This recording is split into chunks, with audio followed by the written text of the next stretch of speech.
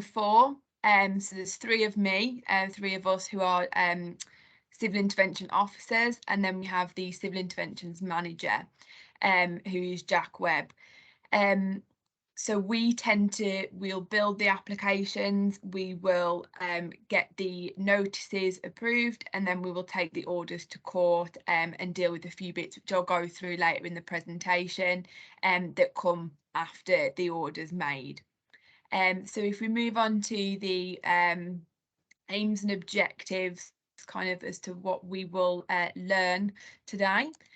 We've got to know the difference between DVPNs and DVPOs, to know who they're for and how they are applied for, understand when DVPO information can be shared, and also to understand how multi-agency partners can support us with them. So if we move on to what they are, they're civil interventions. They give victims a layer of safeguarding, which comes when there's insufficient evidence to get a prosecution for a criminal offence, or where we can't utilise bail conditions. They place a protective measure in the immediate aftermath of a domestic abuse incident. We mostly serve the DVPNs, and I will come into the difference between Ns and Os, but we mainly serve them on their release from custody. There are some out of custody exceptions. For example, if bail conditions have been in place but they're being breached, so they're not working, then we will look at them. But generally we try and do it so as soon as they are released from custody, they're in place straight away, and we liaise with the investigation teams to try and get that to happen. We can't apply for them if a significant amount of time has passed. This is quite loose. This is assessed on a case-to-case basis. So there isn't a set time frame like other orders. We have to look at that and assess, do we think this is still necessary? Do we think that we can prove that we are concerned that further incidents are going to occur? So moving on to the kind of history around them. So they were introduced under the Crime and Security Act of 2010, and as I've said, they are civil orders. They are applied for by the police. So we have to prove on the balance of probability that the victim has been subject to violence or threat of violence.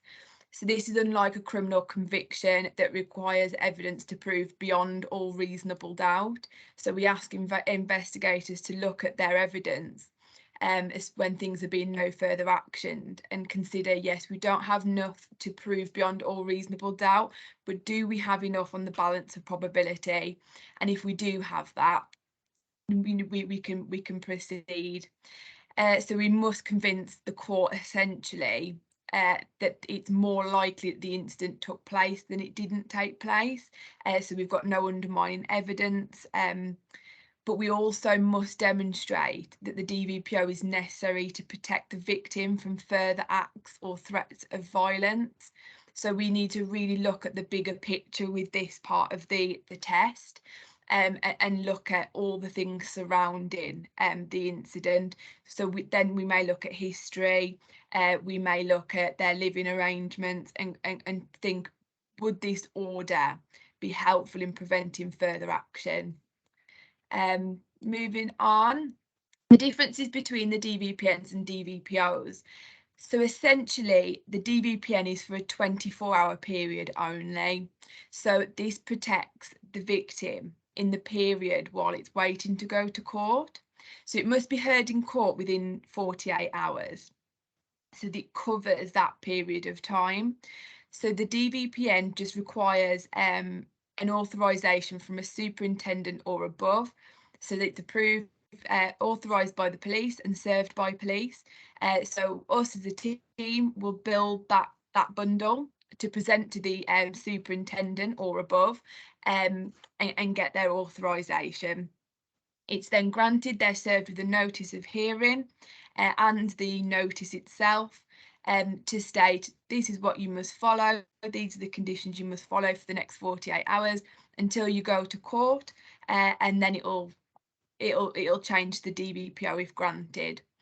So the DVPO is heard at a magistrate's court, and it has to be granted by either a district judge or a magistrate's bench. So if this is granted, they can be put in place between 14 and 28 days.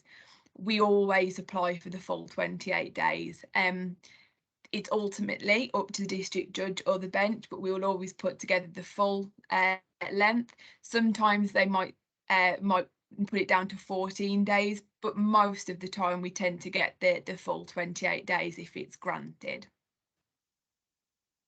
So why were they introduced? So mainly concerns with domestic abuse investigations.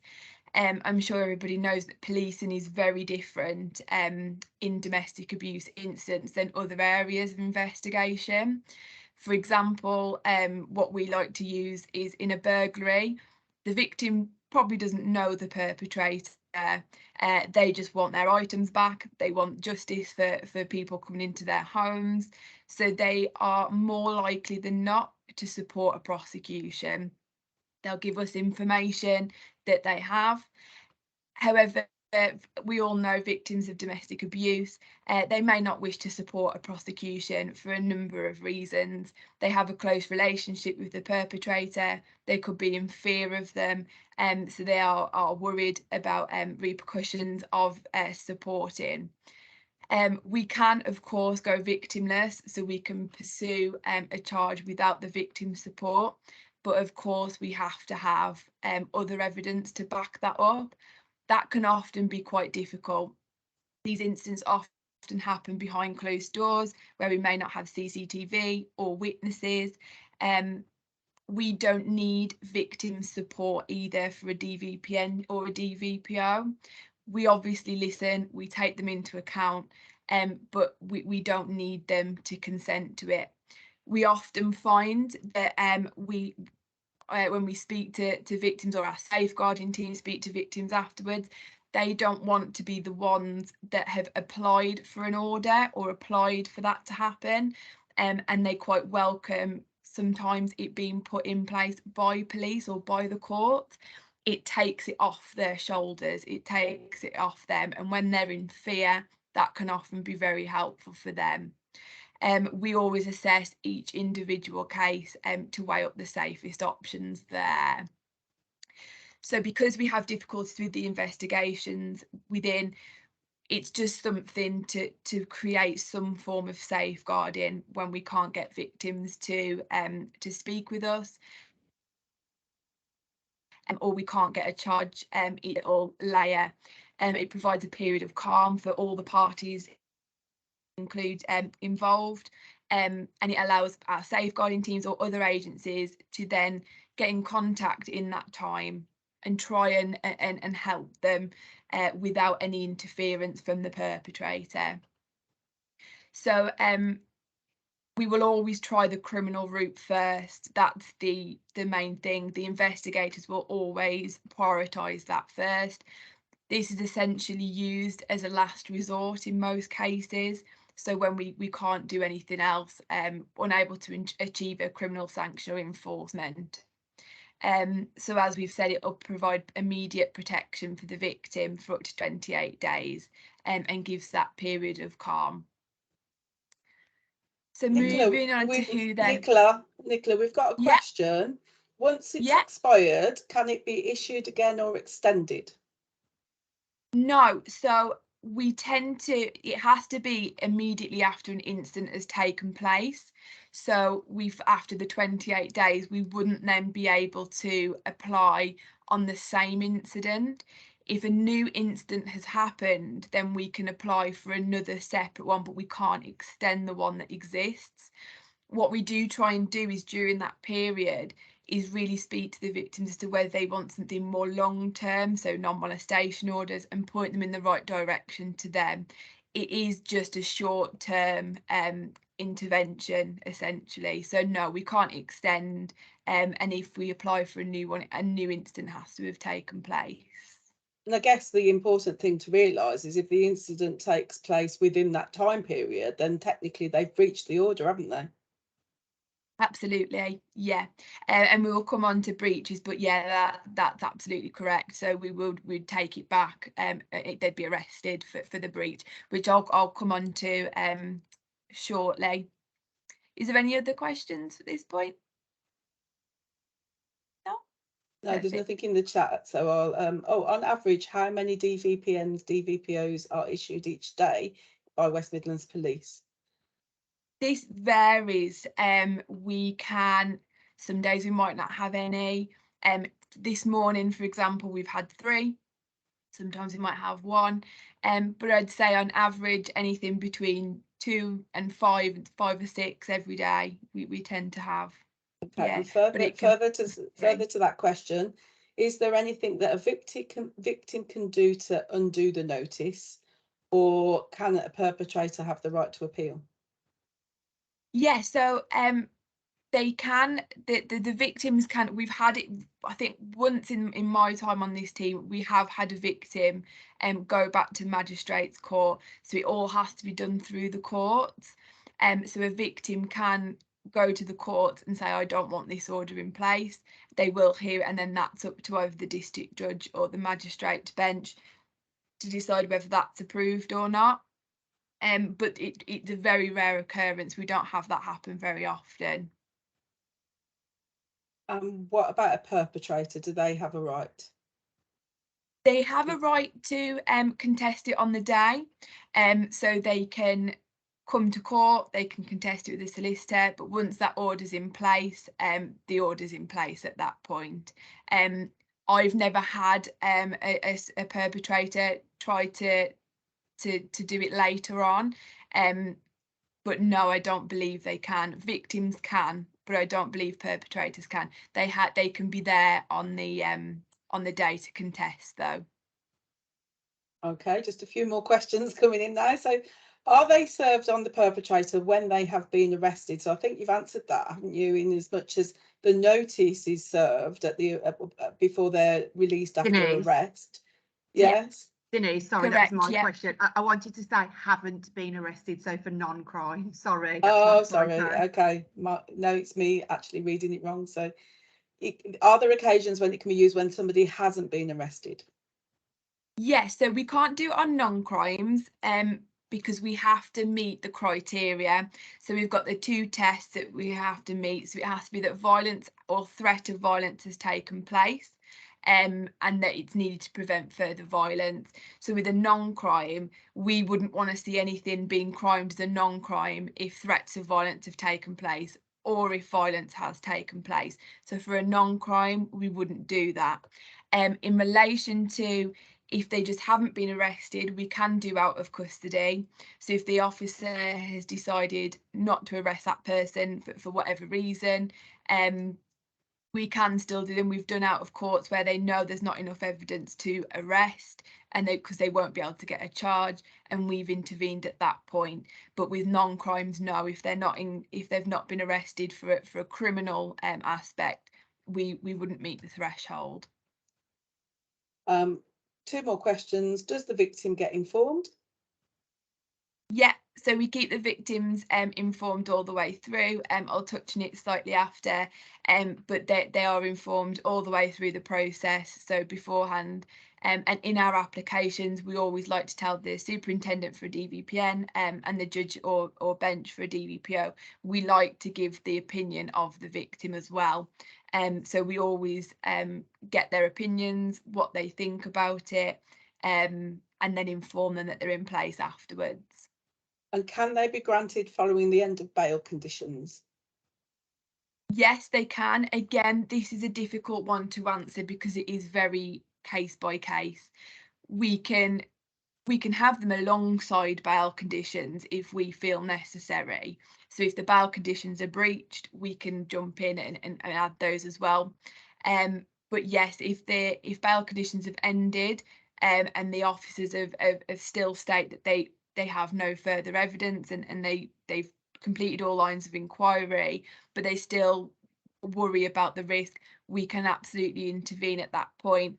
again, it's case by case, so we have to look at it individually and see whether that's necessary, mainly because we have to be careful of the time frame. So even though, like I said before, we don't have a set time frame, we have to weigh up the risk there. Okay, that's fine. Okay, perfect. So who is it for?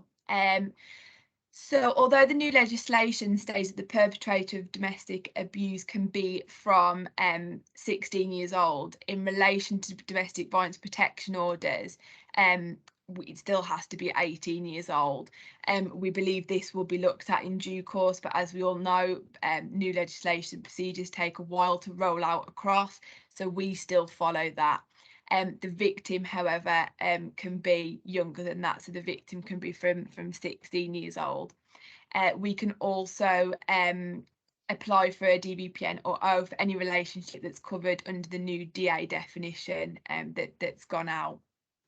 So they must be an associated person, so it could be intimate relationship, a relative, a parent, and as we said, must demonstrate violence or threatened violence in the latest incident, and must show that it's necessary to prevent from further violence, as we've mentioned. So what can it do? So we cater the conditions of the notices and orders in order to reflect what we need to keep that victim safe. So every order that we apply for, we always have to have a condition to prohibit the perpetrator from molesting the victim. We have been very conscious that this is quite a wide word that can be taken in many different ways. So we also add from pestering or harassing to make the condition clear to both the perpetrator and the victim that that's the case. So that to molest, pester, harass is on all of our applications. All the other conditions we can add as and when we needed. So it can include prohibiting the perpetrator from contacting the victim in any way, shape or form, third party. We do have to have a rationale for having a no contact condition. So that tends to have to be if ever there's controlling coercive behaviour been reported, we will always put that in. If any threats of violence have happened over mobile phone, text message, social media, again, we will always put that in. And we tend to put it in if incidents tend to take place outside of the victim's address. So we just look at the conditions and think, is there any way that we can add more to this to make it more safe for the victim? So we can also, which we tend to do on most of them, we will stop them going from the victim's address and we'll stop them going from within 100 metres of that address so that the victim's address feels safe for them. If they live together, we will put a condition in to not evict or exclude the victim from that address. So we will always ask the perpetrator to be the one to move out of the address for the period of that time, unless the victim says that they would prefer to go somewhere else, they would prefer to go to a relative's, and then we will put the conditions on that house, wherever it is that they're staying. We also will consider restrictions on schools or workplaces if we feel necessary. And then, yeah, so we will just look at it as a whole on a case-by-case basis and put those conditions around those. So moving on to DVPOs granted at court. So the key to a successful domestic violence protection order is the active management of the victim and the perpetrator during the period of the order. So the focus must be on, as we mentioned before, keeping the victim informed. So we will tell them beforehand that it's been applied for. We will get their views and wishes on that. Once it's been granted, we will then contact them, or this if they've already got a safeguarding officer with the police, we'll ask those to contact them, just because it's a relationship that's already ongoing, so they haven't got lots of different people from West Midlands Police contacting them. ongoing risk assessment and management. So we will inform neighbourhood policing teams if a domestic violence protection order is in place. They can then do checks on the address to make sure that the perpetrator isn't there, do checks on the victim to make sure that they're okay and they feel safe, and if there are any breaches, and monitoring compliance and proactive policing of breaches. So as we mentioned, if it's breached, they will be arrested. So if we have reasonable grounds for believing that the perpetrator is in breach of the DVPO, this must be taken to court within 24 hours of arrest. So they'll be arrested, and then we will start to build that breach and take it to court. So for a breach, a magistrate's court can give a fine of £50 per day for every day that they've been in breach, and this can be up to £5,000. Or they can sentence the perpetrator for up to 8 weeks imprisonment. Myths. So there are a lot of misconceptions around DVPNs and O's. Often within investigation teams, we have to reiterate these quite a lot, that the parties have to live together. They don't have to live together at all. They might be, relatives of any sort that might not live together. If the threat is there and if the threshold is met, if the tests are met, we will apply. And that there has to be a recorded history. So this is a difficult one because a recorded history can sometimes strengthen our application, particularly in supporting the second part of our test, which is that the order is necessary to prevent further incidents from taking place, because by that having a recorded history, we can show that incidents have taken place in the past. We can show any kind of pattern. However, we will still take those cases with no history. This is because intervening early on could be really beneficial, to get safeguarding in to help at an early opportunity. And unfortunately, on average, 35 incidents will have taken place before the victim reports it to the police. So we are very conscious that the history could be there, we just might not know about it. So although it can strengthen, we will always take it without any history if we feel that it's necessary. That it has to be a high risk case. We take medium and standard risks as well. We try to base it on that incident alone, and even though we'll look at the history, the first part of the test is on that incident alone, whether violence or threat of violence has taken place at that time. So we will always tell the superintendent, the district judge or the magistrates, we will always tell them what level of risk they are, but we do try to focus on the incident around it, and that they have to be husband and wife or partners. It can be, as all areas of domestic abuse, it could be children and parents and their young. It can be all sorts, but like I say, it has to be over the 18 for perpetrators, and under 16 for over 16 for victims. So it's just the DA definition as any other area of domestic abuse. So multi-agency support. So any high risk instance, we will always refer to MARAC after it's been granted.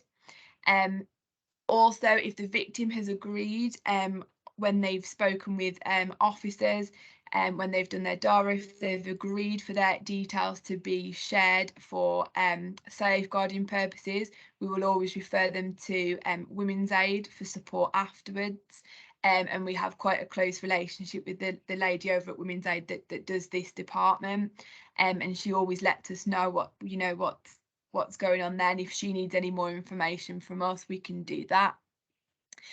Multi-agencies can support domestic violence protection orders. The biggest way that you can help us is to report any breaches that they're aware of. So if you know that there's an order or a notice in place, please do let police know by calling 101, or if there is immediate risk of harm, 999. So if they're there right then and there in front of you and you feel like there could be a risk to his or her safety, call 999, as I'm sure you all know. We're also really open, and our email will be on the last slide. If you feel like we've missed an opportunity, please do let us know. It's really important for us to know if anything slipped through the net. Sometimes we may not be able to put an order or a notice on, depending on how long ago that incident took place, but we can always learn, and that's really important to us. We're trying to really strengthen and make this team better, and get as many through as we can to protect our victims. And also, if children are involved, if the perpetrator or the victim live with children or close relationships with children, children's services will always be notified by the MASH teams, so that they will also be able to offer support to the family as well. And that is everything from me. So our email address is on the screen, perfect timing. If you ever wish to get advice from us or contact us in the future, we're always open to any questions being emailed over to us, and we'll respond as we can. So yeah, if there's any more questions that have come in.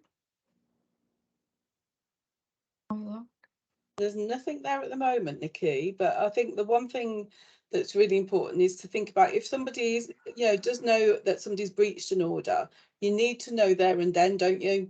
Not to leave it. So if that breach happens on a Friday, you can't have it left till Monday.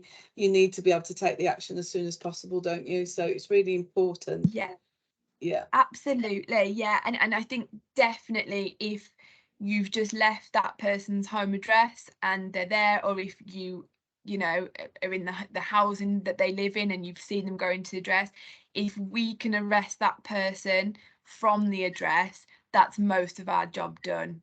Because if they're arrested in company of, and when they shouldn't be, or at the address when they shouldn't be, that's our job pretty much done. We can prove that a breach has happened.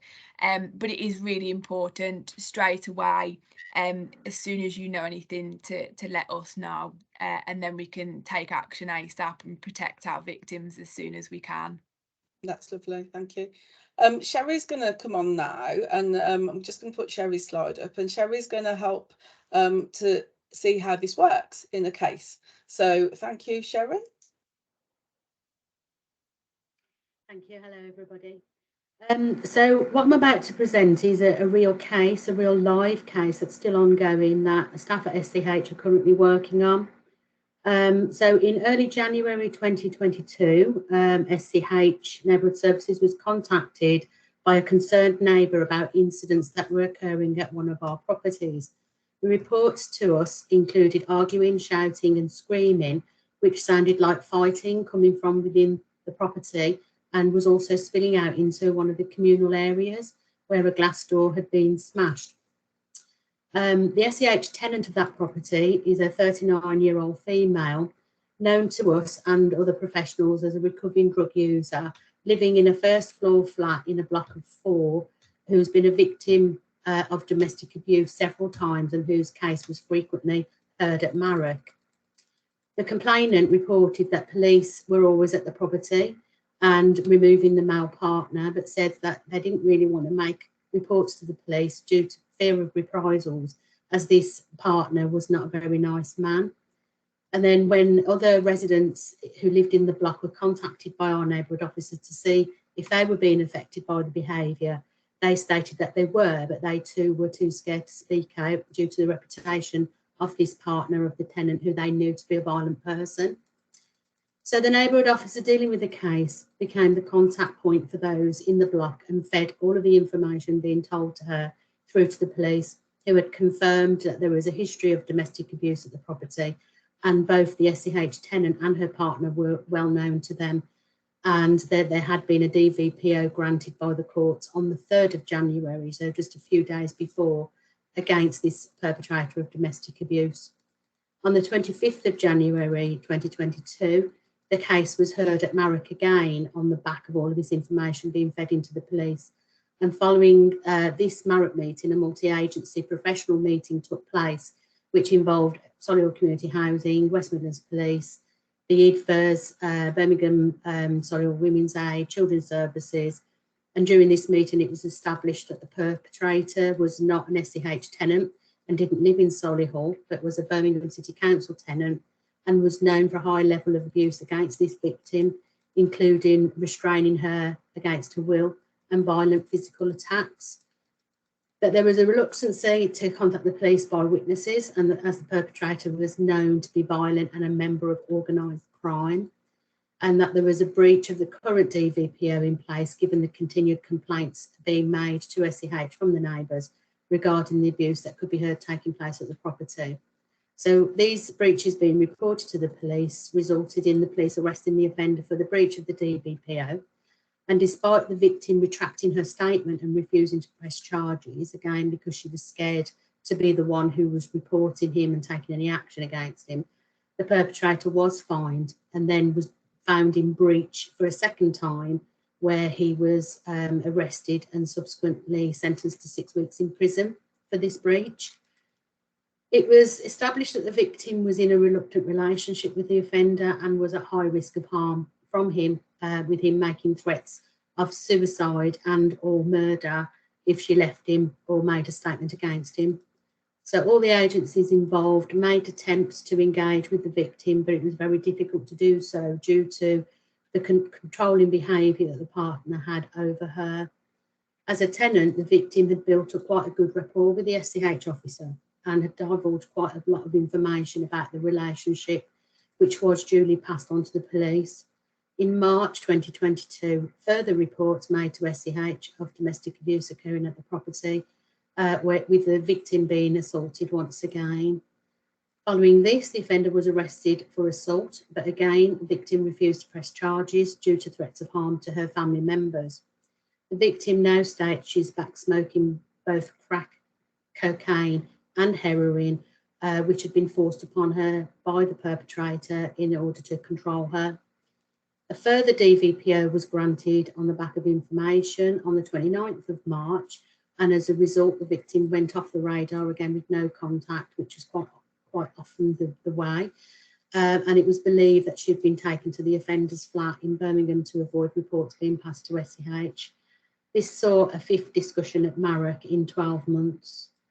In April 2022, a further professionals meeting was held, and all the relevant professionals around the table, and this time including the perpetrator's probation officer and the Birmingham City Council housing officer, which was the perpetrator's landlord, bringing them in order to try and assist with the management of this couple. The victim had contacted the neighbourhood officer at CH and said that she was in a reluctant relationship. She felt she had no way out due to threats of harm from him, and said it was a no-brainer but for her to stay in the relationship with the perpetrator and endure the behaviour that she was from him. All the reports again was passed over from SCH and other professionals to the police. July 2022 saw SCH receive further reports of arguing and shouting occurring at the victim's property. The victim this time was trying to refuse to let the perpetrator into her property, and as a result of this, the perpetrator then deliberately drove his car into a lamppost. He damaged a communal door within the block while screaming at the victim to let him in. He then smashed the kitchen window in an attempt to gain access. The police attended and arrested the perpetrator, this time resulting in him given a 12-month restraining order against him from contacting the victim at a property. So whilst this restraining order was in place, SCH managed to engage with the victim for a while and tried to arrange alternative safe accommodation, but all of a sudden it stopped again, as it usually did in August 22, with attempts being made to contact the victim not being successful, and all other agencies working with her as well, trying to contact her, trying to get her to respond to them. The neighbours also raised concerns with SCH regarding the victim, as parcels dropped at their property for her had not been collected by the victim, which was unlike her. In September 2022, following a home visit by SCH, we saw a large number of flies on the kitchen windowsill, which was quite worrying. So a 999 call made for a safe and well saw the police attend and gain entry into the victim's property, we were fearing the worst. However, the victim was not at home. So the police, knowing where the perpetrator lived, attended his home address and found the victim in his property. At first, the victim said that she had gone to the property of her own free will, but once the offender was in custody, the victim divulged that she had been kept at his flat against her will, unable to leave the property, and she had been prevented from seeking medical interventions for an infected wound on her leg from the previous assault of the perpetrator. The victim was taken to hospital. The offender in this case is currently on remand in prison and awaiting a court hearing for breach of restraining order, assault of a police officer and other offences towards the victim. The victim is now engaging directly with Solihull Community Housing. She is seeking support around her addiction from support services and receiving counselling. We continue to work with the police and all other involved professionals, and we're discussing options at the moment for a move for the victim out of the current area, but still within the Solihull area, so that there's a continuation of the support agencies she now trusts, including SCH. And as I say, this is still a live case, this is ongoing, and that last bit about discussing a move is the most recent update, which was yesterday. So she's engaging well with us, but it's taken quite a long time for us to get to where we are, you know, from the beginning of this year through to now, and we are still working with her. And that's the end of our case study. Any questions? That's lovely, thank you, Sherry. I think what that helps people to do is to see that how the DVPO has helped to prove that the person's not taken any notice of orders that have been given to him. So therefore the next order has been a restraining order. So it's helped to gather the evidence for the police to prove the criminal activity when the victim doesn't want to give any statements themselves. I don't know whether Nicola wants to add anything to that. No, absolutely, that's spot on. Yeah.